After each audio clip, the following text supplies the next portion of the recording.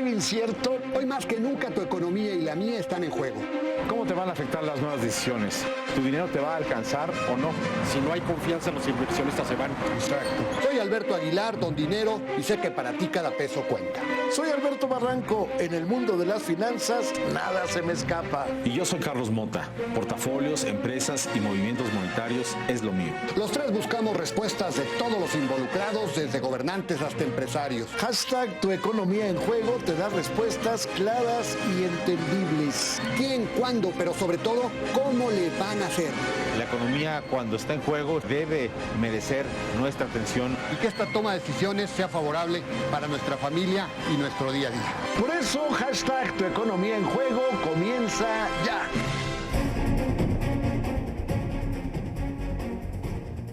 Muy buenas noches, bienvenidos a una edición más de Hashtag Tu Economía en Juego. Hoy vamos a hablar del sector de las SOFOMES, del crédito a las pymes, y para ello nos acompaña en esta ocasión nuestro invitado Carlos Rachmane. Él es presidente del Consejo de Administración de Exitus Capital. Queremos agradecerle que esté con nosotros. Carlos, ¿cómo te va? Buenas noches. Buenas noches, gracias por el espacio. Y como siempre nos acompaña, por supuesto, Alberto Aguilar. ¿Cómo te va, Alberto? Hola, Carlos, qué gusto saludarte, muy buenas noches. Y está con nosotros, como siempre, también Alberto Barranco Chavarría. Querido Alberto. ¿Qué tal, Carlos? Buenas noches. Bueno, pues el financiamiento de las pymes, las SOFOMES, su evolución en México. ¿Cuál dirías, Carlos, es el estado de las cosas en México en esta materia? ¿En dónde estamos parados en nuestro país en SOFOMES y las SOFOMES que se dedican a las pymes? Partiendo de la base que el sector de la pequeña y mediana empresa pues, recibe muy poco financiamiento comparado con otros países, es un tema que ya sabemos, se ha hablado mucho. Me parece que se ha hecho un esfuerzo importante, sobre todo en el sector no bancario, ¿no? Y por llamarle de alguna manera, se han destinado una buena cantidad de recursos, tanto de inversionistas mexicanos como internacionales, a fortalecer este sector de la pequeña y la mediana empresa, con una especialización muy importante dentro de diferentes rubros y sectores, que cada vez está siendo más fortalecido por la entrada de capitales extranjeros. Creo que eso es algo que hay que destacar y es interesante, que se está viendo últimamente.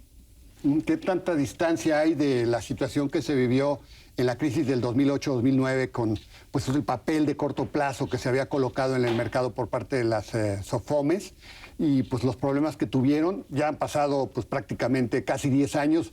¿Qué distancia hay de esto y en qué estado están las SOFOLES y su capacidad para dar préstamos a las pequeñas y medianas empresas? Hay que entender que la situación que se vivió en 2008 fue un problema muy focalizado con las SOFOLES hipotecarias. No fue un tema netamente hipotecario, donde también hubo mucho aprendizaje, sobre todo de los inversionistas institucionales. En estos 10 años, pues creo que los reportes de la Bolsa Mexicana de Valores han sido pues cada vez más contundentes en el financiamiento que reciben, otra vez financieras no bancarias, financiamiento institucional para poder fortalecer a la pequeña y la mediana empresa. Entonces, cada vez hay más emisiones de deuda, cada vez hay más bursatilizaciones de cartera, y eso habla de una confianza del inversionista dentro de este sector. Si revisan las últimas colocaciones, pues prácticamente el sector no bancario ha liderado todas las colocaciones de deuda en la Bolsa Mexicana de Valores. Tradicionalmente los bancos se han cerrado a la posibilidad de darle crédito a alguien que empieza, que quiere poner un pequeño, mediano negocio. ¿Cuáles serían ahora los requisitos en otras entidades como las sociedades financieras de objeto múltiple para darle acceso al crédito a un pequeño inversionista, a un pequeño empresario, perdón? Fíjense, qué interesante la pregunta. Realmente el negocio de las SOFOMES pareciera que es un negocio de dinero, pero no es de dinero, es un negocio de información.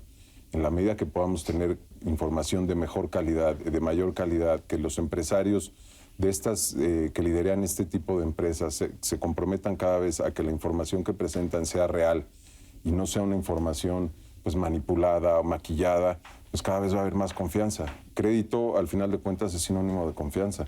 Entonces, en la medida que la información que como intermediario recibes, tengas esa confianza de tener esa transparencia y esa claridad, y que la foto que estás viendo es una foto pues muy cercana a la realidad, pues el crédito está ahí, está disponible y la oferta está. Pero ahí necesitas meterte a la entraña de la empresa. Muchas empresas de estas que te plantea Alberto, pues son empresas familiares que a veces algunas llevarán doble o incluso triple contabilidad y no es tan fácil que te revelen con transparencia pues sus números, ¿no? que ahí es donde creo que juega un papel bien interesante las SOFOMES, porque al final de cuentas pues puedes llevar esta relación con el cliente muy cercana y entender en dónde realmente le agregas valor.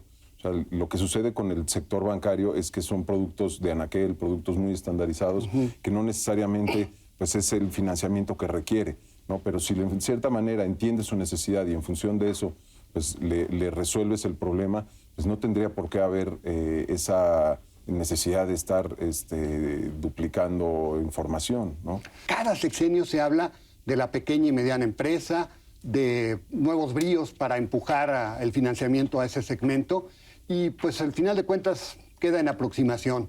¿Qué tanto se avanzó en esta administración con la reforma financiera y qué hay que hacer para que realmente el crédito llegue a este segmento que es el 80 o 90% de nuestra planta productiva? Me parece que un gran acierto que tuvo este gobierno y que creo que hay que reconocer es el fortalecimiento de la banca de desarrollo. Tanto los bancos como NAFIN, como Bancomext han hecho un papel muy interesante en fortalecer su balance para poder tener una disponibilidad de recursos a mejores tasas.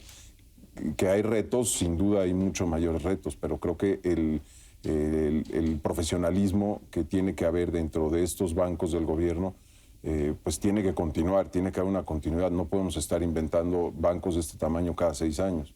Y mucho menos pues cuando hay proyectos sobre la mesa y en camino, pues creo que el gobierno, el papel que tiene que jugar es fortalecer esa banca de fomento.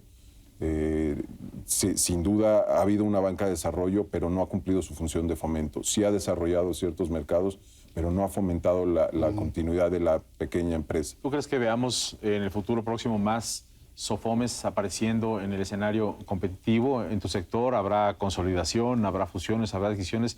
¿Ante qué estamos? Sí, sin duda, últimamente en lo que va del año ha habido pues, una especie de consolidación, sobre todo en algunos sectores, por ejemplo, en el arrendamiento, en la parte del factoraje. Creo que ahí hay 2 nichos bastante fuertes que el sector de las SOFOMES lo ha sabido resolver en cierta manera. Me parece que lo que sigue o lo que estaríamos viendo el próximo año sí son varias fusiones, sí estamos viendo que van a suceder varias adquisiciones por algunos grupos más fuertes que otros para poder participar en otros sectores. Sin duda por ahí va a haber un cambio interesante en lo que viene de este año y el próximo año. Carlos, siempre la queja de los empresarios también es no solo que no hay crédito, sino que el costo del crédito es muy alto.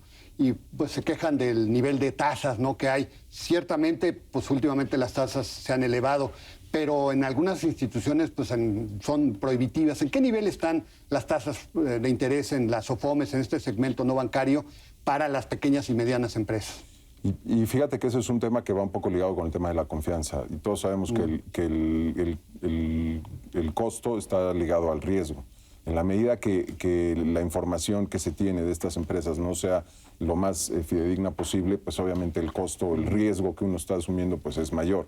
Entonces, en la medida que podamos tener más confianza, pues el costo tiene que disminuir. Ahora, hay algo interesante que está sucediendo y que vale la pena mirarlo. La curva de tasas para los próximos años en nuestro país tiende a ser menor. O sea, están bajando, la tasa de largo plazo es menor que la tasa de corto plazo. Eso hay 2 respuestas. Una, que podrían estar viendo un menor dinamismo en la economía, o otra es que el mercado empiece a tomar el riesgo pues, con un poco más de certidumbre, ¿no? Y sobre todo viendo que las tasas de referencia en los Estados Unidos de largo plazo, pues sí, es una curva creciente. Entonces es interesante lo que va a pasar con las tasas, sobre todo en el largo plazo, que nosotros, por supuesto, creemos que tiende a disminuir. O sea, la TIE a 8 puntos, pues la verdad es que el costo es bastante elevado, y más que se ha elevado, se ha duplicado en lo que va de unos 2 años, ¿no? Exacto. Entonces, el crecimiento ha sido sumamente rápido y creo que no se ha podido ver el efecto todavía en el balance real de la empresa, ¿no? Vamos a ir con nuestro compañero, el periodista Julio Pilozzi, quien tiene un resumen en este momento de lo más importante de esta jornada financiera y económica. Muchas gracias, estimado Carlos. Muy buenas noches a todos. 165,000 millones de dólares en ventas este 2018 son los que espera la compañía Apple por su aparato iPhone, pero los inversionistas están entusiasmados con sus nuevos modelos dados a conocer el día de hoy. Lo interesante que ha hecho la firma fundada por Steve Jobs es diversificarse. Su división de servicios de la compañía Apple Store, iTunes y Apple Music han obtenido en 2017 $30,000 millones y se espera que crezcan un 25% este año a 37,500 millones. Singapur es la ciudad elegida por Facebook para invertir $1 billón en su primer centro de datos en Asia. Con esta decisión se une a Google y Microsoft, que ya operan con sus instalaciones en esa parte del mundo. Un entorno favorable para las empresas es lo que ha llevado a las firmas tecnológicas a instalarse ahí, además de ser uno de los mercados de Internet de más rápido crecimiento en el mundo. Y finalmente comentarle que se cumple una década que Lehman Brothers colapsó. Y aunque algunos aseguran que la compañía se ha fortalecido y la economía también, el escenario económico mundial no es el ideal. Las alertas de una guerra comercial se agudizan y aún quedan cicatrices que nos recuerdan que nada garantiza que otro episodio oscuro en los mercados financieros se repita.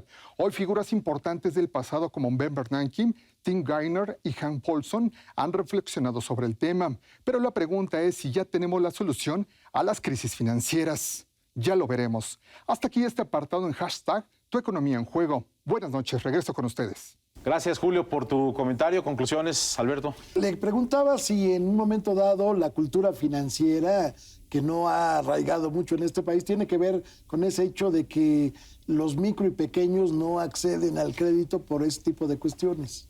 No creo que tenga nada que ver con la cultura. Creo que el emprendedor mexicano, como el emprendedor de cualquier parte del mundo, es el mismo. Tiene una voluntad y unas ganas de resolver una necesidad y a cambio de eso, pues generar un retorno. Me parece que la cultura y otra vez insisto en el tema de la información, de no pagar la cantidad de impuestos que debemos de pagar, de no presentar la información que debemos de presentar, es un círculo vicioso que no permite que fluya el crédito y que fluya el financiamiento, porque finalmente pues, estás tomando una decisión sobre una información que no sabes si es real o no. Entonces, esa es la principal razón por la que no fluye el crédito. Hay una cantidad impresionante de emprendedores en nuestro país que sin duda hay que apoyarlos. Carlos, viene una nueva administración. ¿Qué estarías viendo para el sector financiero, el sector en el que tú estás, relacionado con el sector no bancario? ¿Qué expectativas están viendo con esa nueva administración? Mira, como les digo yo a mi equipo, la única constante dentro de todas estas variables es que tenemos que seguir para adelante. O sea, no podemos frenar, y menos cuando hay tantos necesidad sobre la mesa. Entonces, creo que eso va a ser un reto para la nueva administración, pues consolidar la relación que tiene con el sector financiero, bancario y no bancario. O sea, creo que sí tienen ahí un pendiente, o sea, de empezar a hacer que fluyan los proyectos que están sobre la mesa, ¿no? No podemos empezar y terminar cada 6 años. Yo te preguntaría finalmente, Carlos, ¿qué le dices a un pequeño empresario que nunca ha tenido un crédito y que de pronto dice, bueno, te escucha, te ve ahora y dice, quizá con esto me puedo potenciar, me puedo animar? ¿Cómo perder ese miedo?